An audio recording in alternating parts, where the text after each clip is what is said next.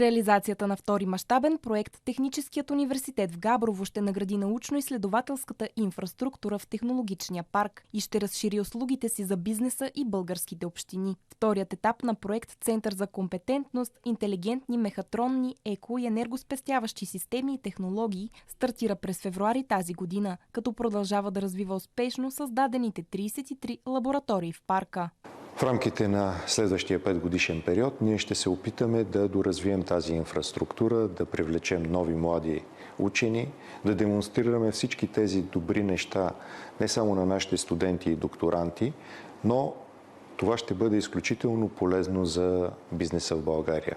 Създадените по предходния европейски проект научни лаборатории са полезни на българските и чужди фирми и на общините у нас.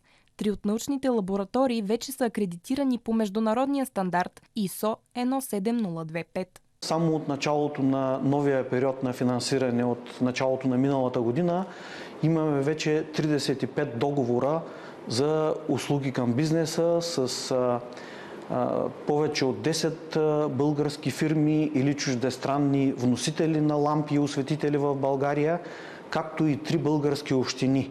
Много сме полезни, така и с измервания на нивото на енергийна ефективност и качеството на уличните осветители. Както и имаме възможност да правим и анализ на повърхностната грапавост и то в 3D вариантът. Работим също така много активно и с фирми в услуги на бизнеса.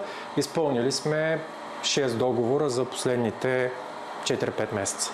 Иновативните технологии, които се развиват тук, утвърждават Центъра за компетентност като модерна научно-изследователска структура в България в областта на мехатрониката и чистите технологии. Ще ви представя една система, която се състои от лазерно обработваща глава и индустриален робот.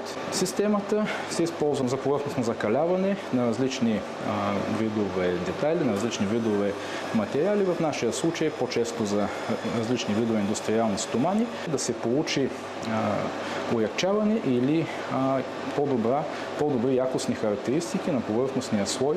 Съоръжението зад мен реализира технология за електронно-лъчеви обработки, позволява ни да обработваме детайли в дълбок вакуум, като реализираме обработки свързани с заваряване, закаляване, повърхностни насищания и промяна на структури на повърхността на различни метали. Тази измервателна ръка, с която също можем да измерваме линейни размери. Другото, което при нея е, че тя има вграден лазерен скенер, с който можем да сканираме машиностроителни детайли, които имат по-сложни форми.